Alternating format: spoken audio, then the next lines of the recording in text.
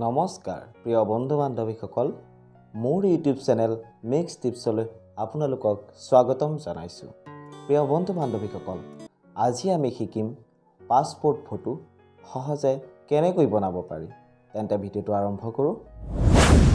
প্ৰথমে আপোনালোকে ফটোটো ৰাইট ক্লিক কৰিব, তাৰপিছত অপেন উইথ কৰিব। অপেন উইথ এডব ফটোশ্বপ কৰিব, তেতিয়া আপোনাৰ ফটোশ্বপত এইটো ফটোটো খোল খাই যাব, অপেন হ'ব। তাৰপৰা আপোনালোকে ক্ৰপ বুটানটো লেফ্ট চাইডে থকা ক্ৰপ বুটান দেখিছে, তাৰ ক্ৰপ বুটানটো ল'ব। তাৰপৰা আপোনাৰ হোৱাইট চিলেক্ট কৰিব 340 আৰু হাইট চিলেক্ট কৰিব 440। তাৰপিছত আপোনাৰ ৰিজুলেশ্যন যোনটো দিয়া আছে ৰিজুলেশ্যনটো মন কৰিব 300 পিক্সেল পাৰ ইঞ্চি লিখা থাকিব, সেইটোত আপুনি 300 কৰিব।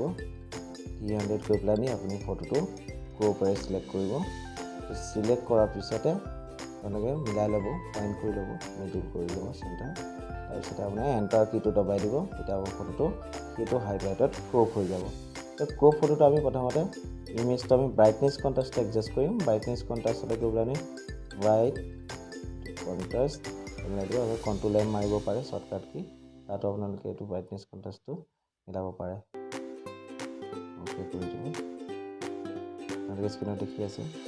তাৰপিছতে আপোনালোকে প্ৰেছ কণ্ট্ৰল এ মাৰি কণ্ট্ৰল চি মাৰিব, তেতিয়া চিলেক্ট হৈ পেলাই গোটেই ফটোটো হেৰি হ'ব, কপি হ'ব। তাৰপিছত কণ্ট্ৰল এন মাৰিব, কণ্ট্ৰল এন মৰাৰ পিছত আপোনাৰ এটা A4 পেজ এটা আমি এতিয়া অ'পেন কৰিম, নতুন A4 পেজ এটা। তাতে A4 চিলেক্ট কৰি পেলাই আপোনাৰ ইয়াতে যোনটো কপি কৰা আছিলে ফটোটো সেইটো আপুনি পেষ্ট কৰি দিব। ইয়াতে কণ্ট্ৰল ভি মাৰিব পাৰে শ্বৰ্টকাট কি, এইটো 5ডাল মিলাই ল'ব যাতে হেৰি হয়, সমান হয় ফটোটো। তাৰপিছত আপুনি ষ্ট্ৰক কৰি ল'ব ফটোটো, তেতিয়া আমাৰ বাউণ্ডাৰী হ'ব। ষ্ট্ৰক কৰাৰ পিছত আপুনি চিফ্টটো দবাই থাকি অল্টাৰটো দবাই থাকি আপোনালোকে মাউচৰ লেফ্ট পৰ্চনটোত টানি দিব, ড্ৰেগ কৰিব, তেতিয়া আপুনি এইটো ফটোটো হেৰি হ'ব। তাৰপিছত Shift+E মাৰিলে গ্ৰুপ কৰিব পাৰিব। গ্ৰুপ কৰাৰ পিছত আপোনালোকে ফটোকেইটা আকৌ পুনৰ চিলেক্ট কৰিব, তিনিটা 6টা আৰু তাৰপিছত আপোনাৰ আকৌ কণ্ট্ৰল E মাৰিব, গ্ৰুপ হ'ব। আমাৰ এইটো এটা লেয়াৰ আহিছে, অল্টাৰটো ধৰি পেলাই লেয়াৰটো আকৌ এটা ভৰাবলৈ অল্টাৰটো ধৰি পেলাই আমাৰ মাউচৰ লেফ্ট পৰ্চনটো ড্ৰেগ কৰি থাকিলে হ'ল, তেতিয়া আপোনাৰটো ফটোকেইটা এনেকৈ দেখিবলৈ পাব, আপোনাৰটো কপি হৈ যাব। তাৰপিছত পুনৰ আমি এইটো তিনিটা আমি এইটো কণ্ট্ৰল ই মাৰি গ্ৰুপ কৰি পেলাই পুনৰ অল্টাৰটো মাৰি পেলাই আমি মাউচৰ লেফ্ট পৰ্চনটো এনেকৈ ড্ৰেগ কৰি থাকিলে এইটো আপোনাৰ কপি হৈ যাব। এতিয়া আপুনি দেখিছে ফটো সম্পূৰ্ণ হৈছে। এইখিনিতে মই এটা বস্তু দেখাই দিছোঁ আপোনালোকক, নেভিগেটৰ লেয়াৰ আৰু আপোনাৰ হিষ্ট্ৰী এইকেইটা দেখিবলৈ পাইছে। এইকেইটা আপুনি মন কৰিব, নেভিগেটৰৰ ৱৰ্ক প্লেচ দেখিব। তাৰপিছত এতিয়া আমাৰ ফটোটো আপোনাৰ এইটো প্ৰিণ্টৰ কাৰণে ৰেডি হৈ গৈছে। আপুনি কণ্ট্ৰল পি মাৰিব, কণ্ট্ৰল পি মাৰিলে আপুনি দেখিব এইটো প্ৰিণ্টৰ কাৰণে ৰেডি হৈ গৈছে। এইটো পেপাৰ চিলেক্ট কৰিব A4 চিলেক্ট কৰাৰ পিছত আপুনি চেণ্টাৰৰ পৰা এইটো ক্লিকটো উঠাই দিব।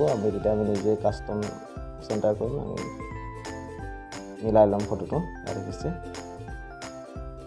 তাৰপিছত আপুনি প্ৰিণ্টটো হিট কৰিব, প্ৰিণ্ট বুটানটো দেখিছে, প্ৰিণ্ট হিট কৰিলে প্ৰচিড কৰিব। ইয়াত যে আপোনাৰ প্ৰিণ্টাৰ চিলেক্ট কৰিব, মোৰতো Canon 20G2010 আছে, এইটো ফটো প্ৰিণ্টিং চিলেক্ট কৰিব। তাৰপিছতে আপোনাৰ এইটো পেপাৰ চাইজ A4 কৰিব। তাৰপিছতে আপোনাৰ এইটো ফটো পেপাৰ গ্ল'চি আছে, এইটো আপোনাৰ পেপাৰ কোৱালিটি এইটো আপোনাৰ ৰাখিব হাই কৰিব সদায়, পেপাৰ কোৱালিটি সদায় হাই, তেতিয়া ফটোটো ভাল হৈ থাকিব, নহ'লে মুচি দিলে গুচি যাব ফটোটো। অ'কে কৰিব, অ'কে কৰাৰ পিছত আপোনালোকৰ ভিডিঅ'টো চাই কেনেকৈ পালে, যদি ভিডিঅ'টো চাই ভাল পালে তেন্তে লাইক কমেণ্ট শ্বেয়াৰ কৰিবলৈ নাপাহৰিব। ধন্যবাদ।